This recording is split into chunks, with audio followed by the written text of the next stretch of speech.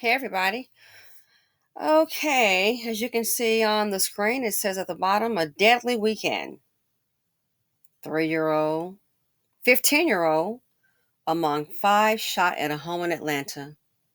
Then the gunman decides to unalive himself. Let's go ahead and look at this clip. This will be part A. Then please stick around for part B, which will be the commentary in a totally separate video. Here we go. We're standing here on a sunny morning on a Sunday, where again we see a theme of anger, intimate relationship between individuals, and a gun has led to tragedy. A weekend of deadly violence continuing now, highlighted with a mass shooting at a home in northwest Atlanta. As we come to where, we know of 7 shootings in Atlanta since midnight on Saturday. From those, 13 people have been shot.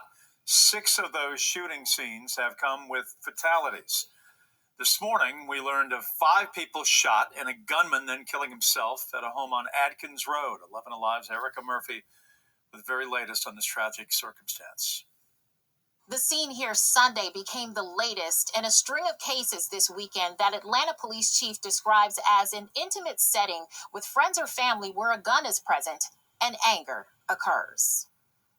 The call went out around 10 a.m. Sunday. 3 adults were shot along with 2 children, a 13 and a 3-year-old. There was some type of ongoing dispute, domestic in nature, inside the home this morning that escalated to the gunfire, where the subject shot all 5 victims, and then again shot himself. Steve Durden has lived across the street from the shooting for 40 years.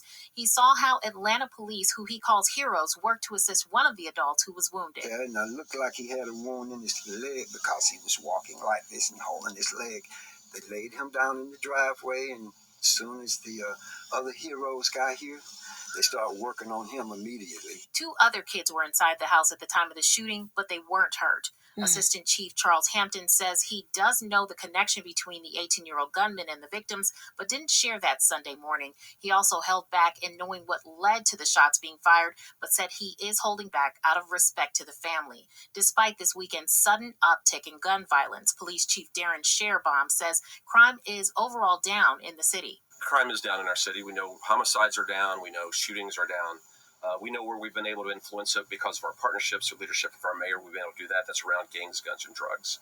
This is not gangs, guns, and drugs behind me, ladies and gentlemen. This is domestic violence. APD says the conditions of all the victims have been stabilized and they are expected to recover. As work went on to figure out what happened along Adkins Road, Durden reflected on this latest scene of violence in his city. I just sit there and just try to watch everything, and I actually just pray for everybody in the house, in particular the small children.